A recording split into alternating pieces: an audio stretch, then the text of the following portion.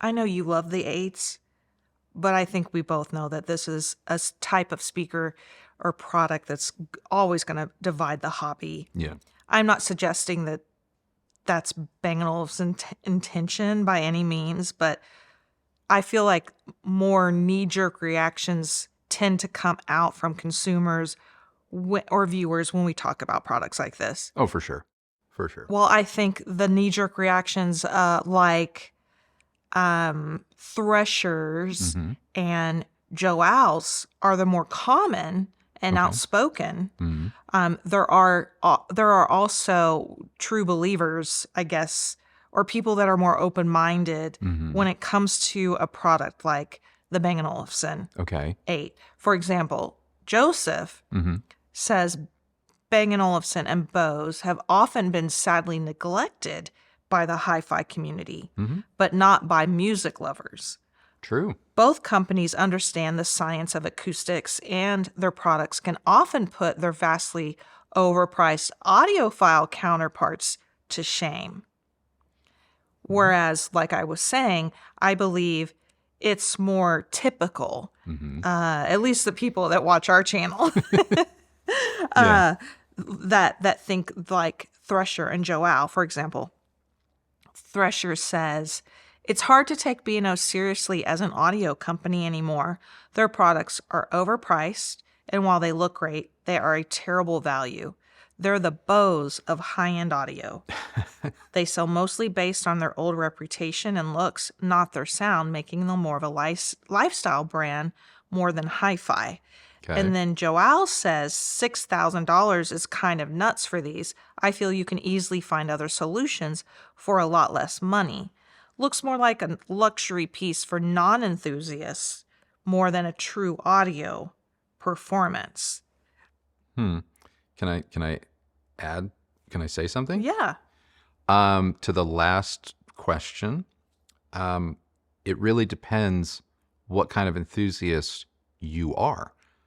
If you're an enthusiast of the gear and the equipment and the building of systems through the choice of equipment, then yeah, you're not a candidate for B&O. You're not a candidate for a bevy of smart speakers or powered speakers that might be on the market, because they take away the one aspect of the hobby you are an enthusiast of.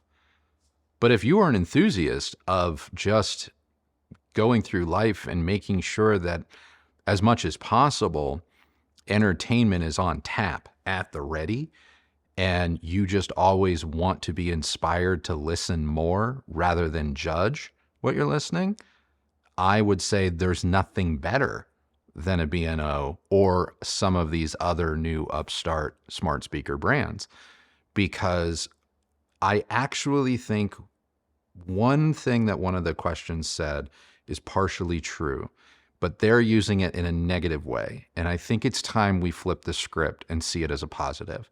And that is, it's okay to be an enthusiast of the act of listening to just music, just as it is okay to be an enthusiast of the gear. Being an audiophile that's an enthusiast of gear is kind of like a car guy that's a big fan of superchargers or different exhausts or customizing their vehicle. But you also have to leave room in the market for people, hell, like me, who I'm an enthusiast of cars, but I'm also an enthusiast of cars where I want things to be as nice and as precise and as tailored as possible in the bone stock configuration. Because I look at the purchase of something like that, let's use a Mercedes or an Aston Martin, for example. I look at the purchase of one of those cars or products the same way that I would purchase art or a piece of furniture or a watch. I'm not looking for how I can necessarily customize it, hack it, do something to it. I'm looking at it as a whole. But there is a large portion, and this doesn't even get into a DIY argument. There's just a large portion of the hi-fi and even home theater hobby where part of the joy is derived from the stuff and being able to mix and match the stuff. And if you're honest with yourself and you know that that's the type of enthusiast you are, then yeah, you're going to look at something like a Bang & Olufsen or a Bose or a Pantheon or a Canvas and go, overpriced. And I don't think that it really is. I think overpriced is it's just the naughty word we put on it because it's taking away our ability to have stuff. I agree. I mean, I understand that price is always a concern. Sure. No matter what's being purchased. And that is true for every socioeconomic group, like class. Yeah. Whether you would consider yourself to have a lower or more modest income, or you are someone who is a multimillionaire. Yeah. They didn't make their money by just spending wildly. Yeah. They're often more frugal Yeah. than even people that don't have as much. Yeah. So it's no surprise that price is such a hot topic. Sure. It's even what I think, it's a trigger point for many, many people in the hi-fi and home theater space. Again, this is nothing new. Like, this could apply to anything in life, but Yeah. I think even more so here. Yeah. And I do believe that it's created sort of an economic divide. And I think that you could say that about a lot of things in life. Yeah. For example. Wait, can I? You brought something, a memory up. The thing to keep in mind, though, is relative to the time period, Bang & Olufsen has always been expensive, relatively speaking, in the eyes of the mass market. They've always been on that premium price side. The difference is, because I've been a Bang & Olufsen fan for 30 some years now, and I've actually been a Bang & Olufsen customer for nearly as long. The thing that I don't remember happening in the mid 90s, late 90s, even as early 2000s, was the fact that, yes, we all accepted that Bang & Olufsen was expensive.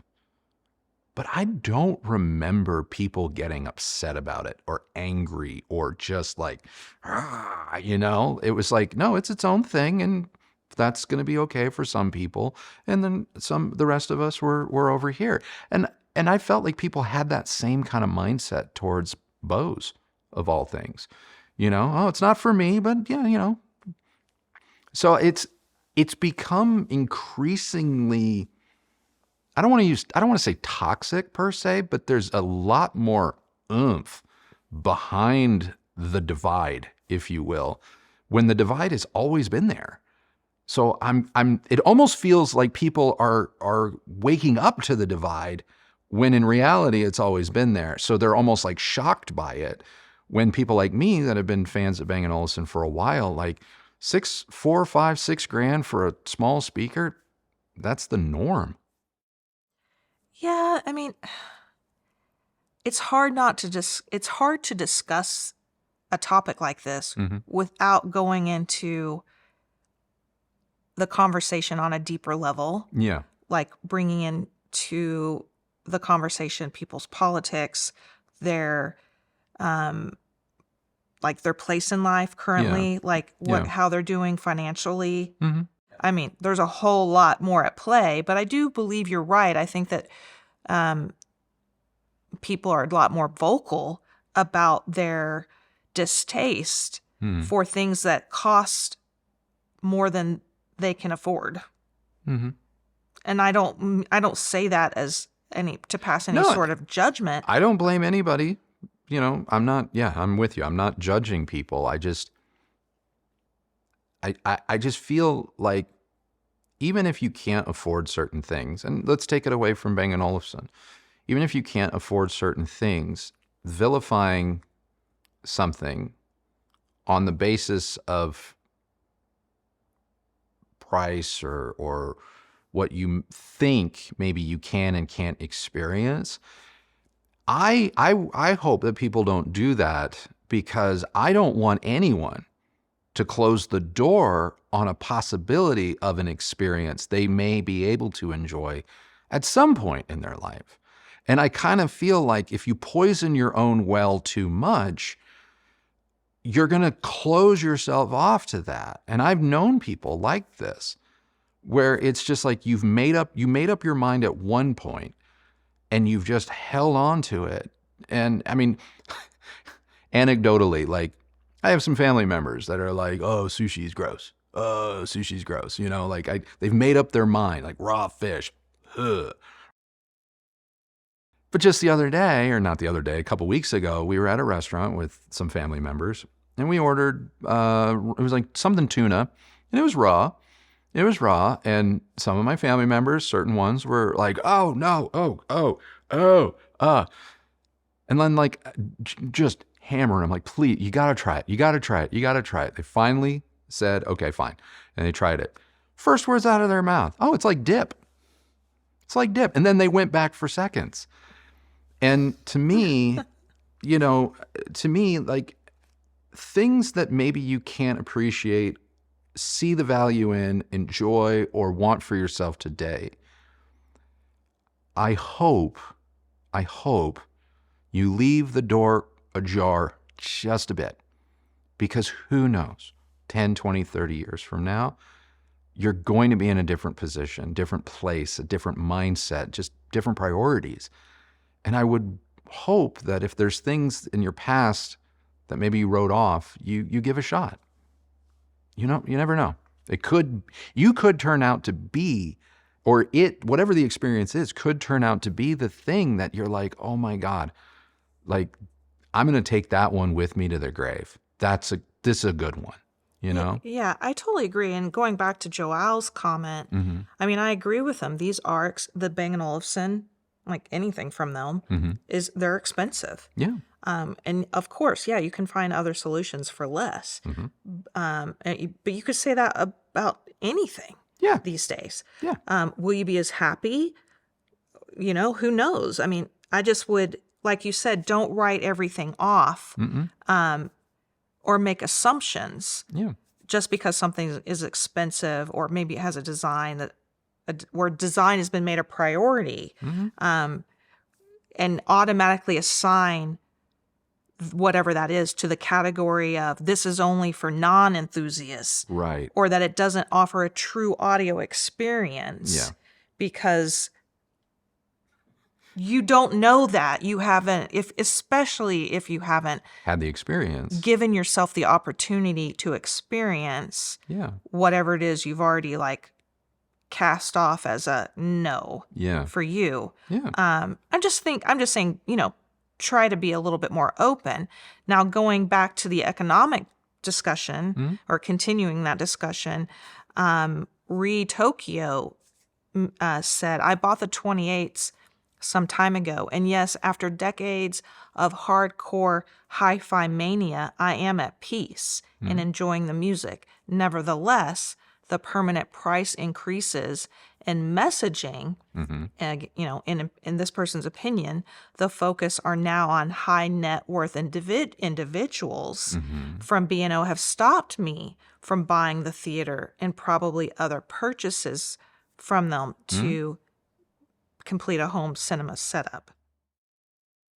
Yeah, I mean, look, I can be a fan of the brand. I can even understand current socioeconomic situations on a global scale. And so while I understand Bang & Olufsen's rationale, reasoning for price increases, doesn't mean I have to like them either, because I don't. In fact, I've done a lot of Bang & Olufsen math in the past 2 weeks alone, partially because, like you, we had the 28s in for review. And I said this to you, KRISTI, I said this to you not a week ago. I wish I had bought the 28s when we reviewed them, because not only are they more expensive now than when we reviewed them 2.5 years ago, they're likely to become more expensive, at least here in the United States, maybe sometime in the not too distant future, in which case they were a steal at $16,500 that they were 2.5 years ago. Or maybe they were 14. I can't remember.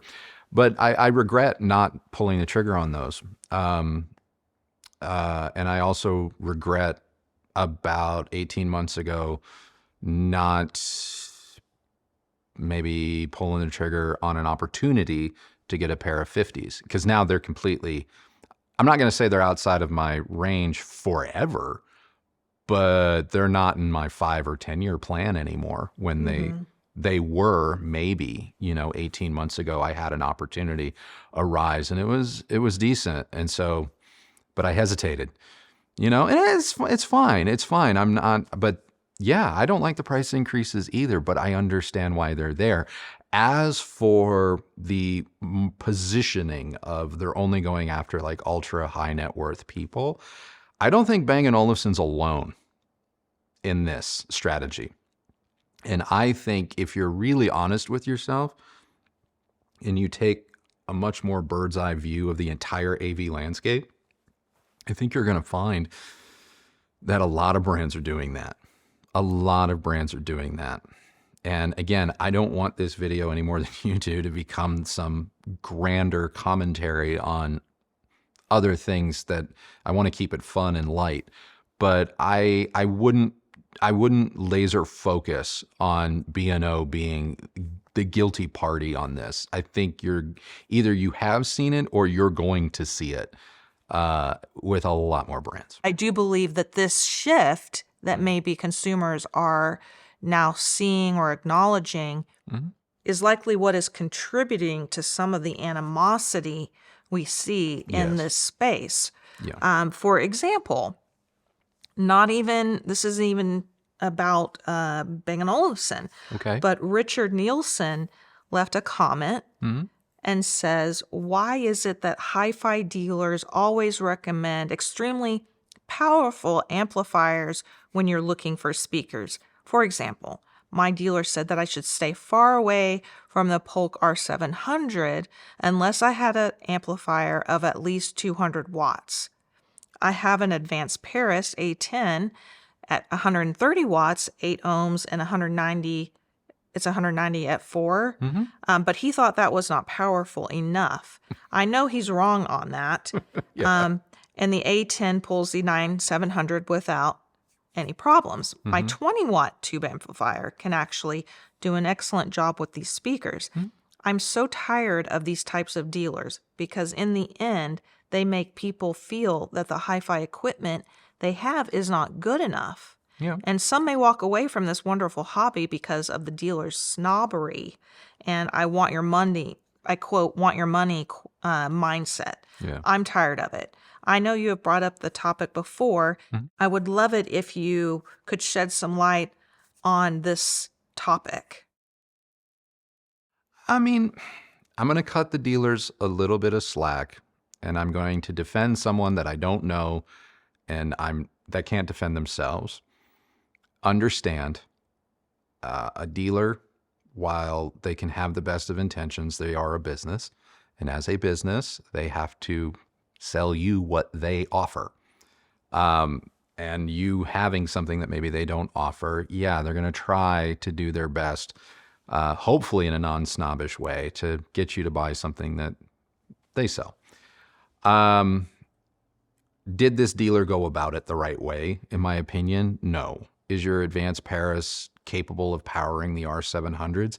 I don't know exactly. I haven't put the advanced Paris product to an R700, but I think your assumption, your gut feeling is that, it's fine. It's fine. And the reason that even like your 20 watt or 30 watt tube amp, whatever it was, is fine too, is I believe you're probably more of a moderate to above moderate volume level type listener, in which case, the R700s, they have a lot more to give. They can definitely hang with some big beefy speakers, but if you're not the type of listener that wants to tax them that hard, your advanced Paris, a 20 watt, 30 watt tube amp, probably going to be just fine. Are you hearing everything that speaker's capable of? That may be where the dealer was trying to have a conversation with you. But if you're also a person that's like, hey, I live in a condo, or I have shared walls, or I have kiddos, or a significant other that's just like, hey, turn it the F down. then there's no reason to invest in something that could push the R700s to the moon if, you need to make it to like France. You just need to make it a little bit further than home base. So yeah, I think a level, I don't think the quote snobbery around hi-fi, especially at the dealer level, is anything new. I've been shunned, shut out. Hell, I've been wearing a press badge at a trade show, at the invite of a brand to come and experience their new cost no object loudspeaker. And I have been asked and even escorted out of the room because all I wanted to listen to was something from Top 40 radio instead of some weird acoustic harp recording that I have no basis for comparison. And when they finished their harp recording, I just simply said, hey, can you, I don't even remember what it was. I don't even remember what I asked to play. It might have been Robin Thicke or something. It's just something you hear on the radio like all the time. And they literally tapped me on the shoulder and asked me to leave. So it's unfortunate that exists. Bringing it back to Bang & Olufsen, the one thing that I've always given that brand credit for and why I'm kind of a ride or die with them, on the customer service side, is even when I didn't have a nickel, and I'm talking when I'm like 13, 14 years old, and I clearly can't afford this stuff. Heck, I don't even have a wallet, let alone a bank account. They never shunned me. In fact, they were some of the most gracious salespeople I've ever encountered. So I'm with you. You get the right salesperson, you got a fan for life. You get the right sort of camaraderie going. I mean, all I have to do is now my head's going to my Hostens guy. I can't afford their mattresses to save my life. I'm still saving. I will have one, but the experience, his name is Christopher. He was excellent. Probably one of the best brand ambassadors I've ever come across. I don't think Bang & Olufsen makes it very easy to experience their products. Yeah, no, not as easy as they used to. Yeah, I think at one point, you could walk into any shopping mall, and find a Bang & Olufsen store. Oh, yeah. That's not the case anymore. Mm-hmm. Dealers are few and far between. Yep. They're having to pay for their own retail space. They're having to pay to floor every single thing on their floor. Mm-hmm. So when you walk into their store, like what they're seeing, I'm pretty sure they had to pay close to full price. Maybe they got an accommodation. Well, they paid dealer cost, but they're still paying for it, which I don't know what was always the case in retail. Yeah. But like Ian McDonald says, I would love to hear some Bang & Olufsen gear. There's just there's nothing close to where I live. Yeah. So I would love to see Bang & Olufsen try to be a little bit more market friendly with how you could listen to those products. Maybe open things up so it doesn't have to be just a dealer experience.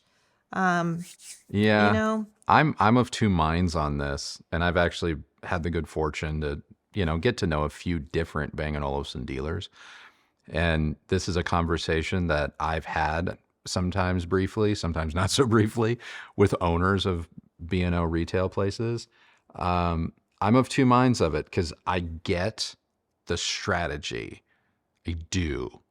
And it is a little bit of a luxury strategy in that I want to make sure that the experience of experiencing my product is as curated and correct as possible. And anyone that's, not to put down Best Buy, but anyone that's gone to a Bose kiosk inside of a Best Buy where admittedly it may be set up very nicely or look very easy and, just press the button for the experience, and then you press the button and it doesn't work. Or the thing's unplugged, or, someone came along and decided they knew better, and now the gentleman that works in that department is like, oh yeah, we're trying to get it fixed. Well, that person who is interested in Bose or whatever product is in that kiosk, they may never return. You've lost them.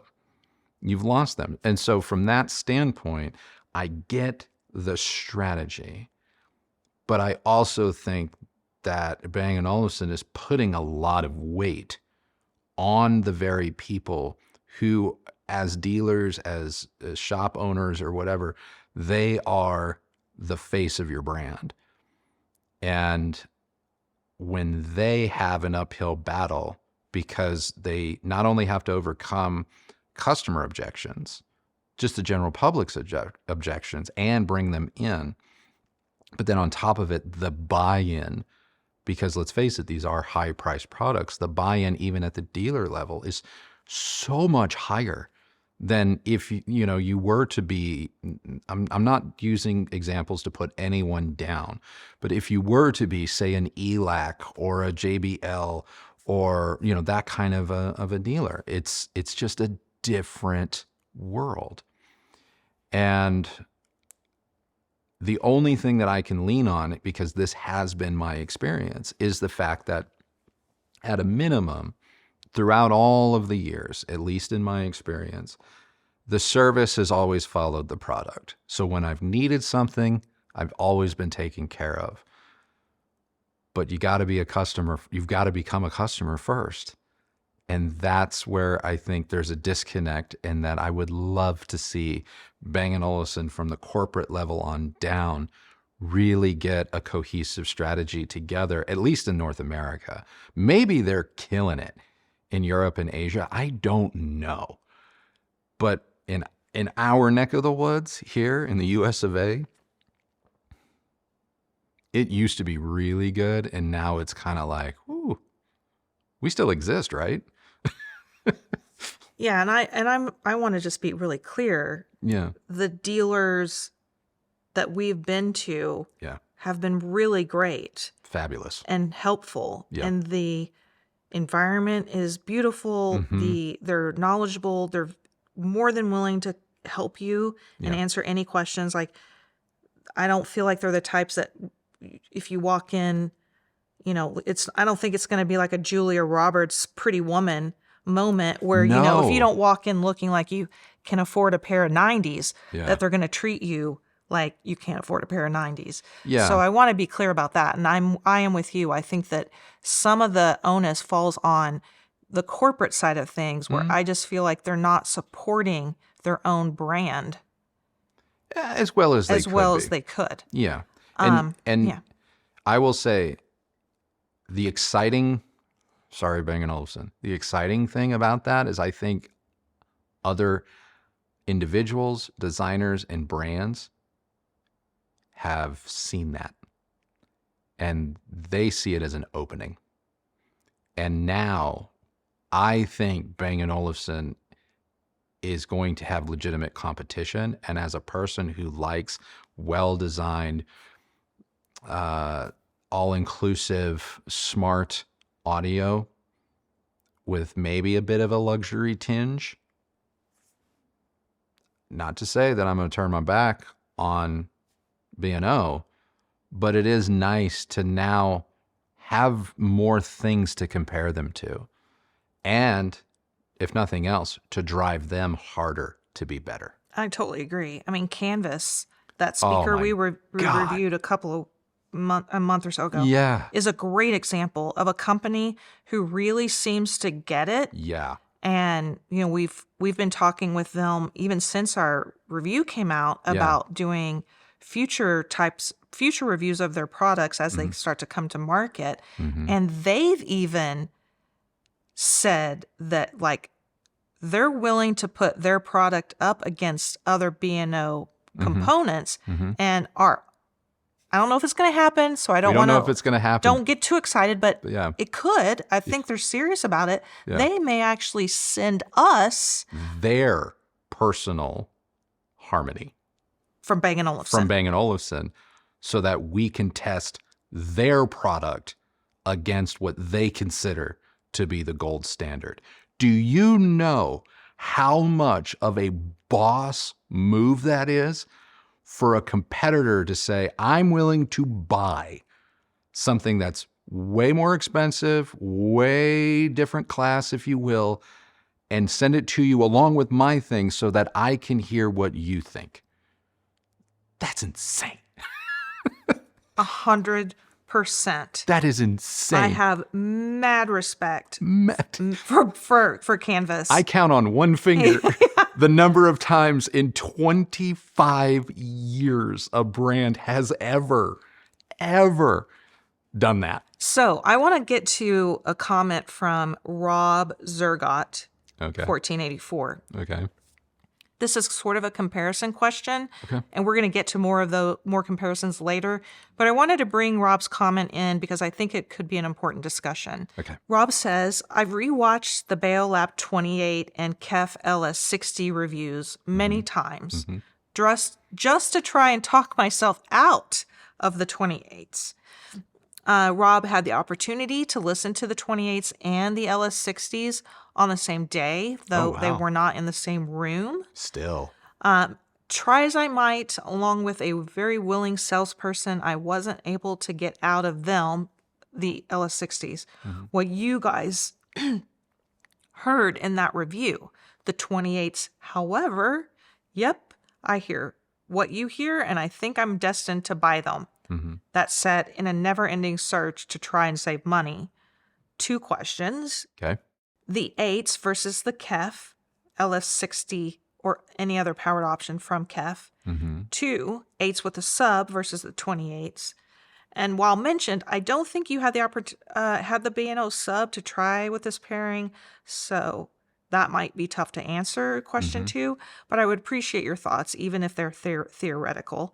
Oh, and then Rob goes on to sort of, I assume jokingly say, please tell me your teaser at the end will be a B&O 50 review. That would just break me from a decision-making standpoint. I have successfully avoided demoing them to date because I know I would love them. Yeah. And before you jump in, Okay. can I just say something about Rob's comment? Sure. About, not hearing or not getting what we managed to get out of the LS60s. I'm actually I'm not that surprised. Okay.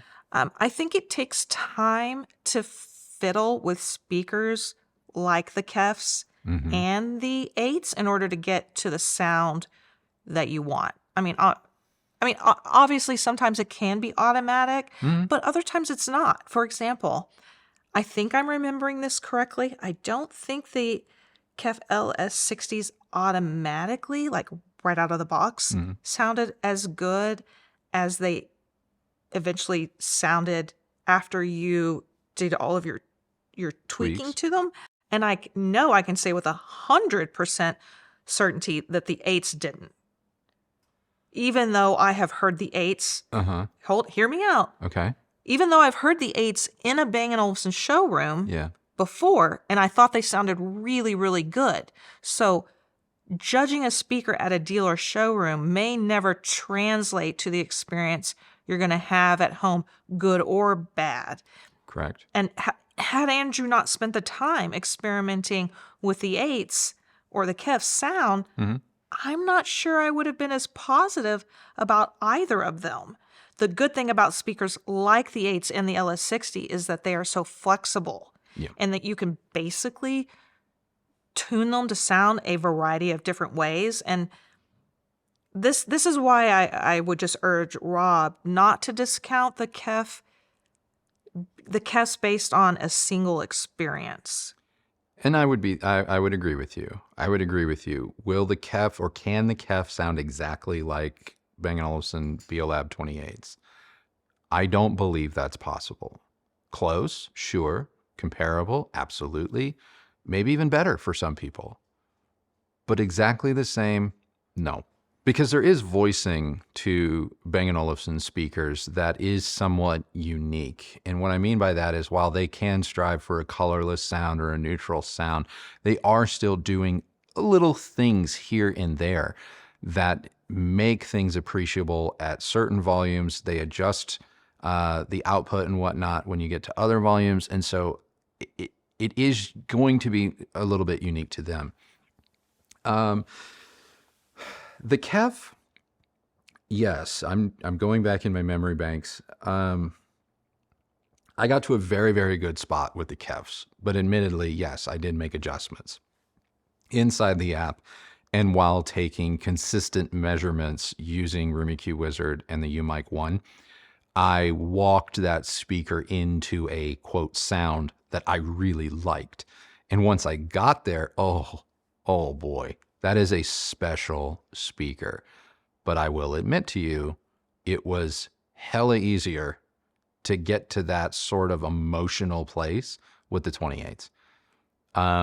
The 28s. The BEOLAB 28s. Okay. Yeah, it was much easier and faster to get there. As for the 8s, when we first heard those in Bang & Olufsen showroom, they were on their table stands and they had very close proximity to the wall.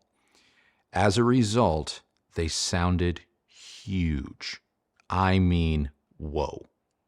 It took us, I think, both by surprise by just how like, oh wow, that's a way different speaker. It was a smaller room as well. And it was a smaller room.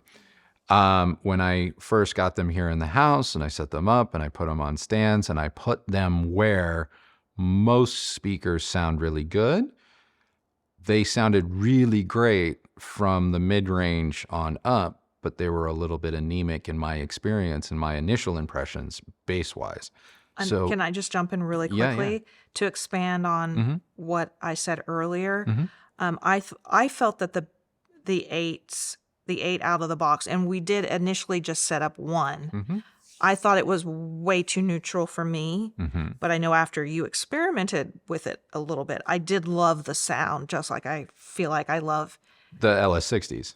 Well, no, Oh. I was going to say just like I love all of Bang & Olufsen sound products that I've heard. But in the beginning, Yeah. Andrew had one set up, actually fairly close to one of our walls. It was set up, but it was set up literally like straight back over my shoulder here against this wall where we don't place anything ever.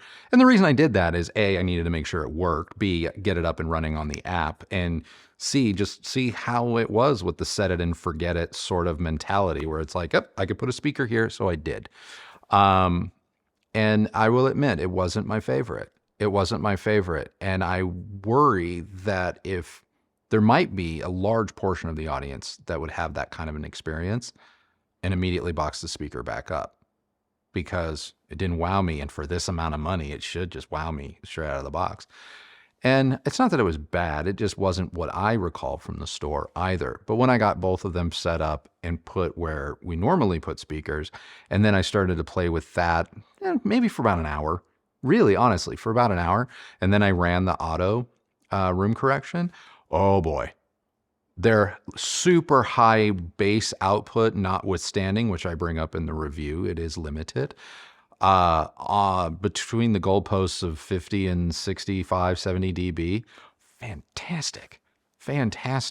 Love that speaker.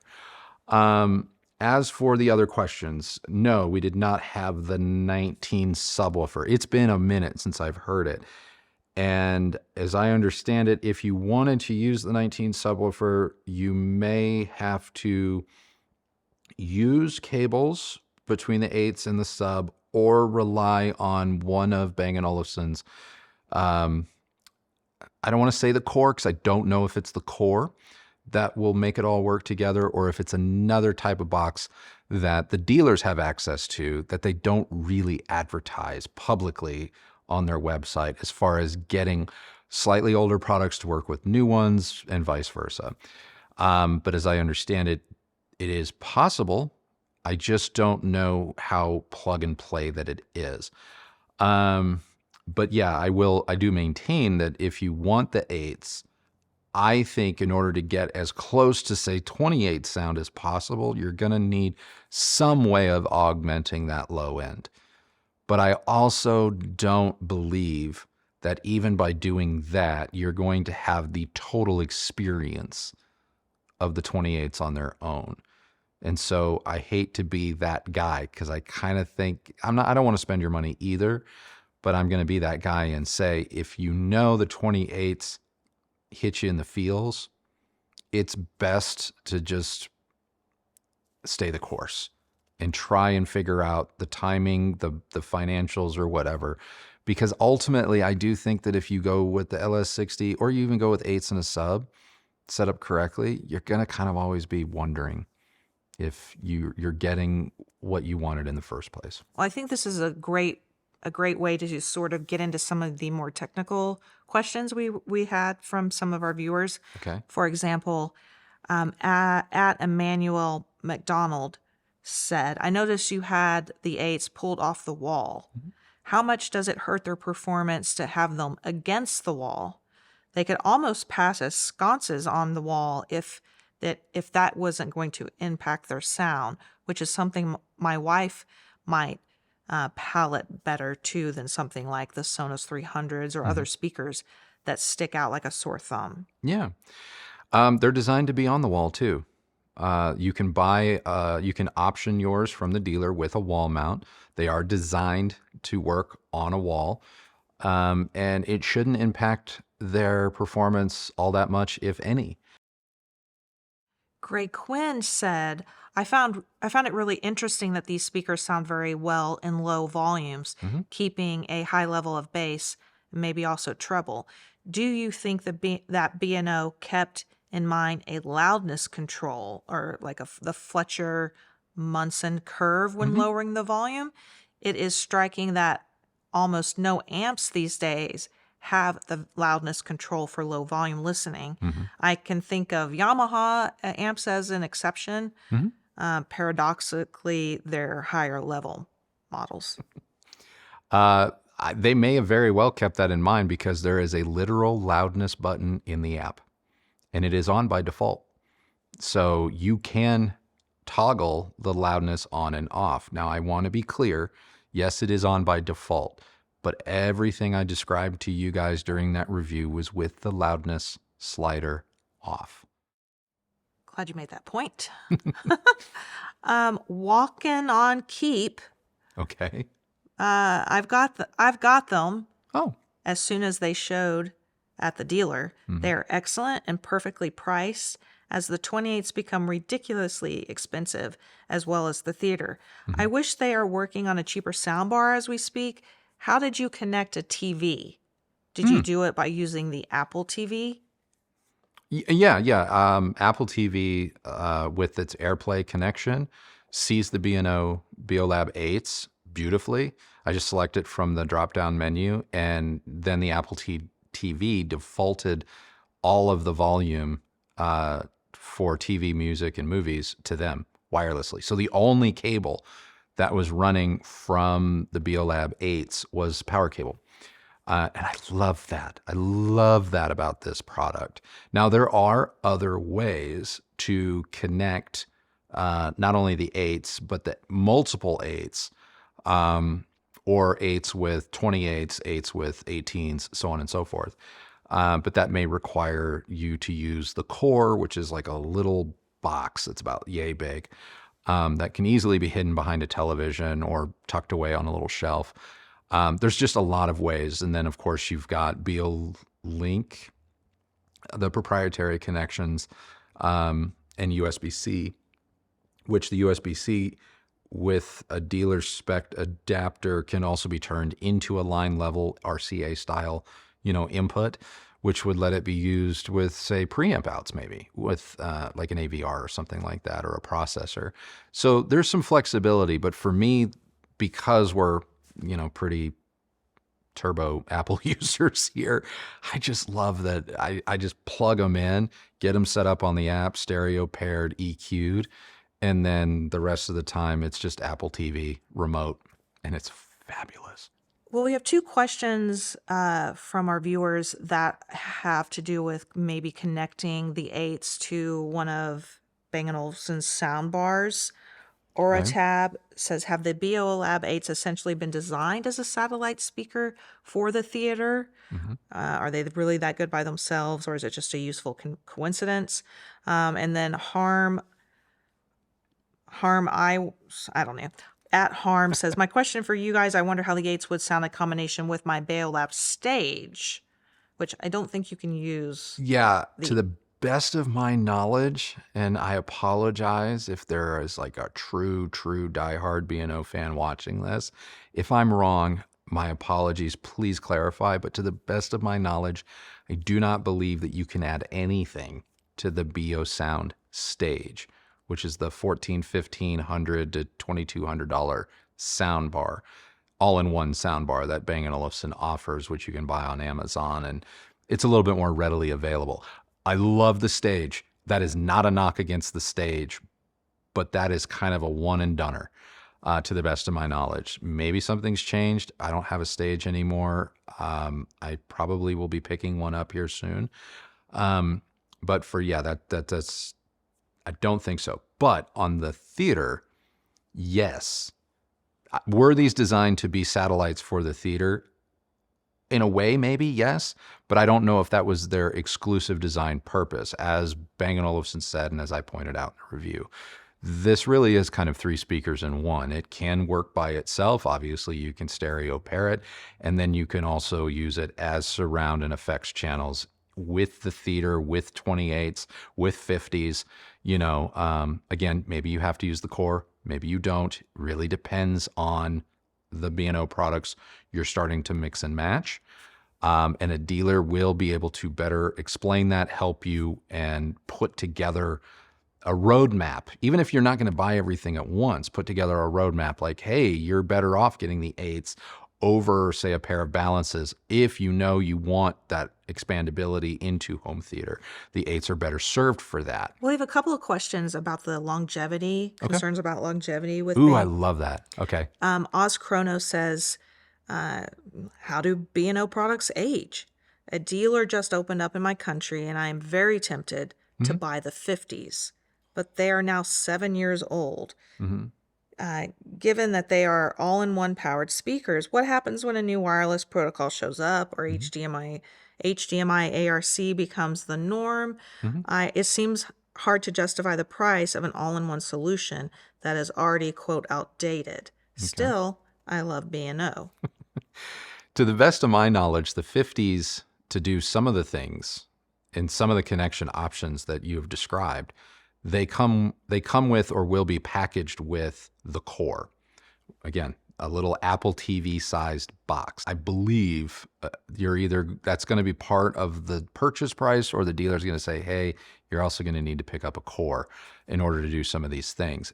And if that's the case, if memory serves, if that is correct, the only thing you're going to be replacing is the core for a lot of the things you just described, which is a much easier pill to swallow than, say, 2 whole speakers. Now, as for how do B&O speakers age just in general, I have 30-year-old BEOLAB 4000s still in this house, and they still work as new. Now, admittedly, I take care of them. I don't abuse them and things like that, but they still work as new. Do they have smart functionality to them? Absolutely not. But they have line in. And so I've run them on a Node. I've run them on a WIM streamer. I ran them on preamp outs of receivers or processors before. I've even run them off of my mini DSP SHD, which has given me direct control onto them, And I've had the core back when we did a video about how to make vintage B&O speakers, quote, new. B&O did graciously send us a core for demo, and I was able to use a core with them, and that put the 4000s on the app, which was awesome. Well, Greg Weaver said, I'm a bit gun-shy about powered speakers after owning the Klipsch 9s. Okay. With all-in-ones, there are so many features that are all dependent on each other, something is invariably going to go wrong, which then takes the whole system down. My 9s go silent every few months, and I have to reload the firmware to get it back on track, and it's never at a convenient time. Also, I'm not crazy about the dependence on an app,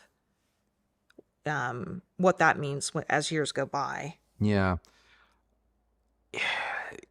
If those are concerns that you genuinely have, I don't think you should invest in any powered speaker. B&O, Klipsch, whoever. I mean, if those are the things that kind of keep you up at night, I just don't know if you're necessarily a candidate, because inevitably when you buy anything that's tech, you have to have a certain understanding that things can and will change. It's tech. We're always marching forward. Now, Bang & Olufsen products have always had workarounds to bring them more up to spec, to make them reverse work with older stuff. There's a bevy of not only options from the manufacturer themselves, but even authorized third party like Steve at Sounds Heavenly out of UK. Like, he makes adapter cables, and he's like authorized by B&O to do this.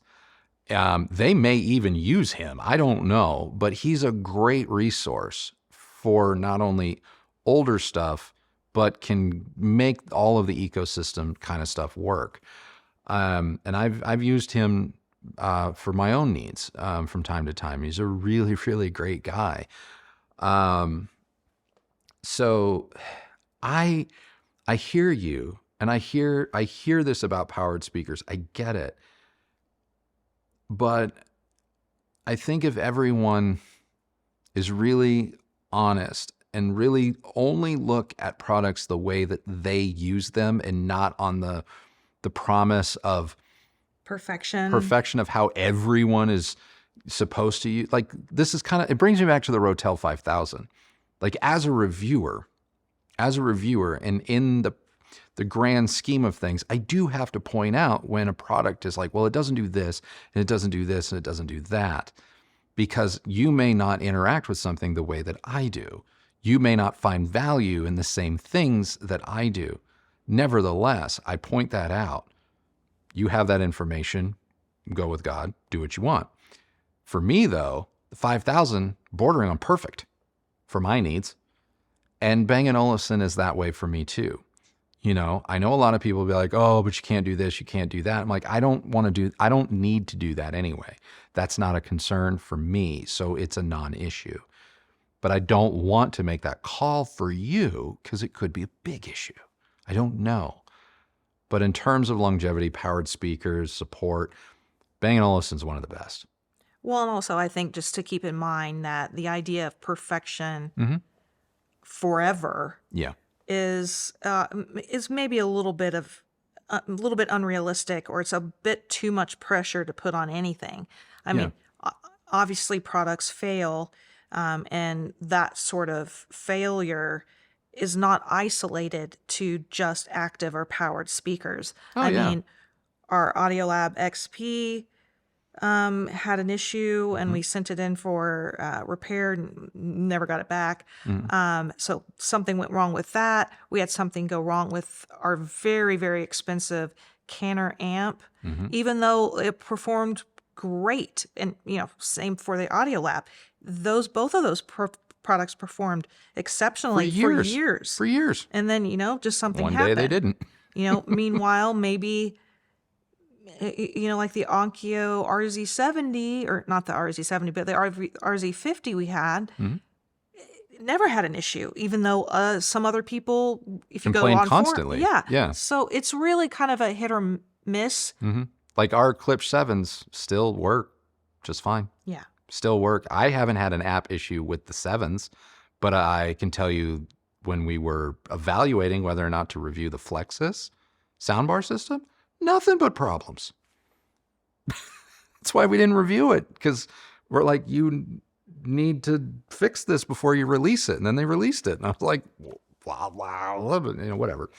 At the end of the day, though, one thing to B&O's credit is, if you're worried about apps and smart technology becoming obsolete, there's always a line in input with their products. There's always a way to connect to them and treat them like, quote, dumb powered speakers.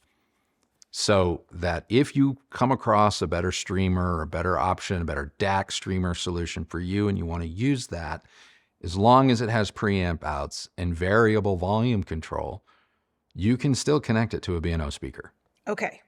Well, we're finally at the end of the video. We're going to talk about comparisons. Oh, okay. And then we're going to call it, because I know Okay. we've been at this for a while. Yeah. Starting with M. Robbins' question. Okay.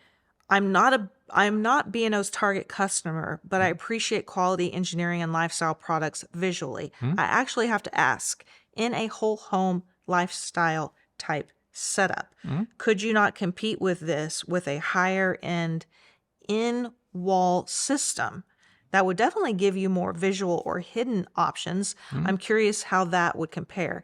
$8,000 per room can buy a lot of drywall repair and multi-zone setups, like with the Yamaha WX-A50, Niles, or even Hios. Yep. Or for home theater, if you ran 4 or 5 of these, I gotta feel that would be an exciting project.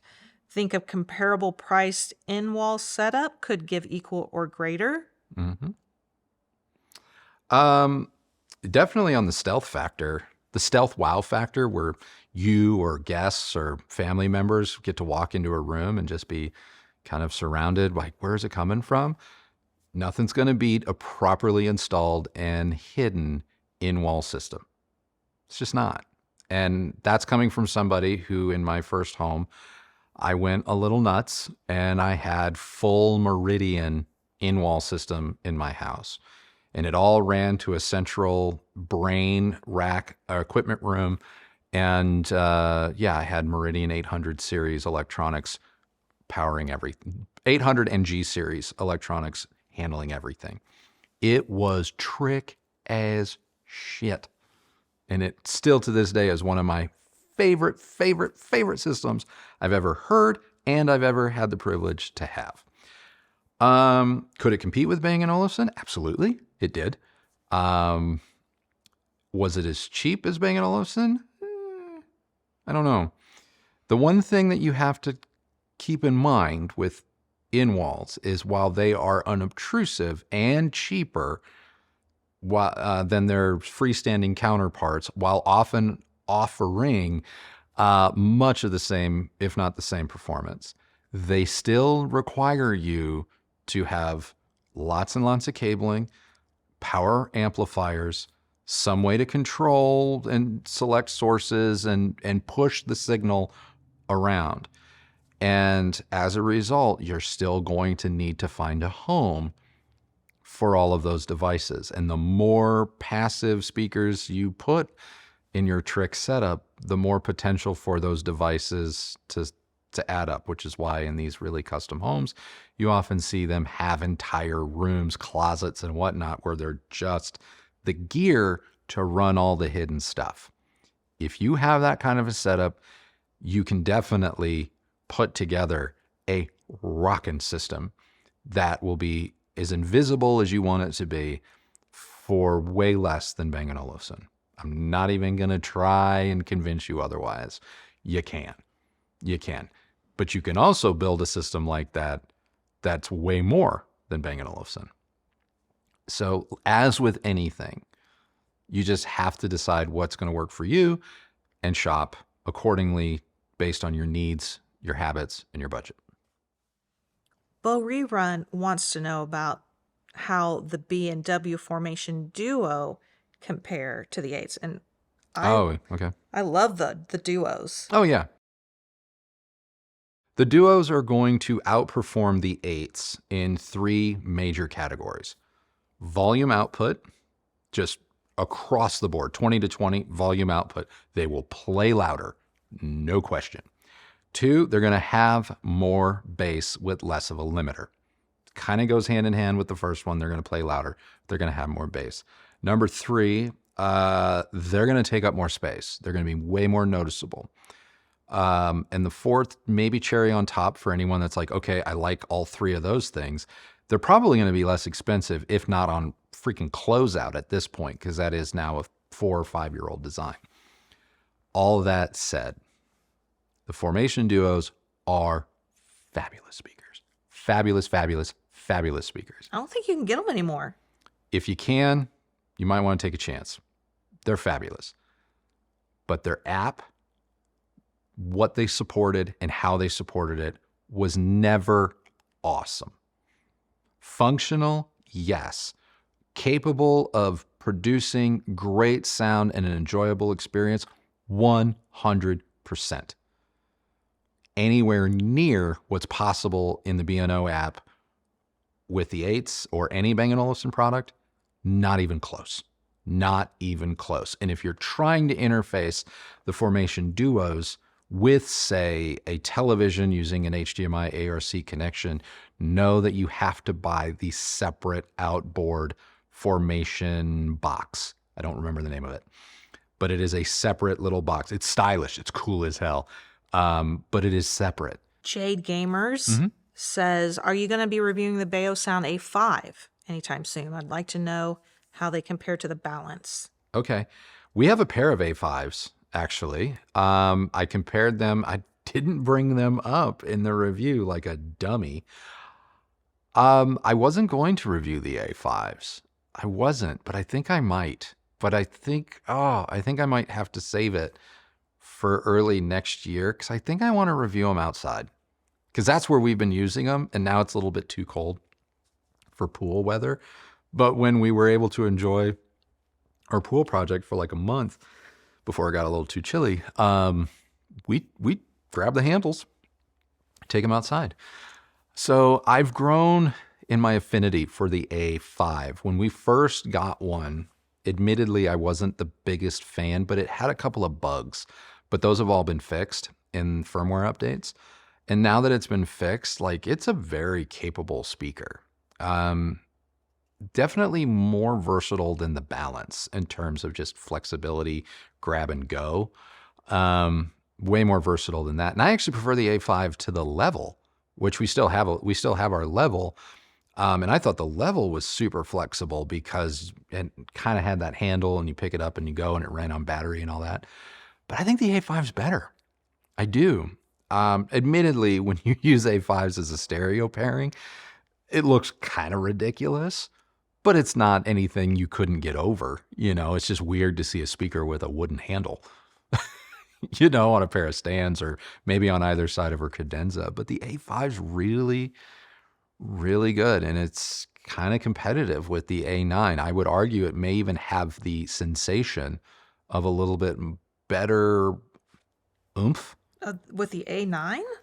The A5. Oh, I thought you said A.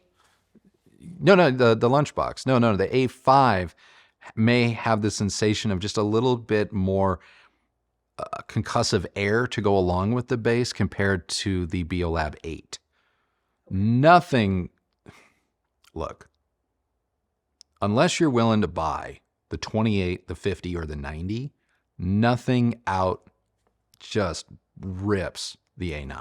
Nothing. In their lineup. The A9 is arguably Bang & Olufsen's best pound for pound, up and down the ladder, pound for pound speaker that they've made in a long while. And I almost bought a second A9 3 weeks ago just to have a stereo pair in order to compare it to the BEOLAB 8s and whatever comes next. Because the A9 is so freaking good. It's so good. Well, guess what? We're done. Oh, that's it? Yeah. Oh, and on a high note. Yeah. End on a high note. Okay. Well, thank you guys so much for watching. Thank you for just tuning into the original BEOLAB 8 review. If you missed it, watch it now that we're wrapping up here. And all of this will make way more sense. But if you already saw it and you stayed with us this long, thank you. We love bringing you these unplugged episodes. So yeah, we got a fresh new video on Sunday. We're anticipating not doing an unplugged after Sunday's video. You'll understand when you see it. And actually, we're thinking of going live next Friday. So if you've stuck around this long, here is your warning. Some of you are always like, can you give us some heads up when you're going to go live? We're going to go live next Friday at our usual time, the 9 a.m. time. So we'll give you some more warnings up until that point, but live next Friday. Until then, thank you so much for watching. I never know how to end these. Don't laugh at me. Don't laugh at me from your comfy chair. I'm sitting on wood. I know. Anyway, so thank you guys so much for watching. Have a great rest of your day. We'll see you Sunday with a brand new video. And until then, bye.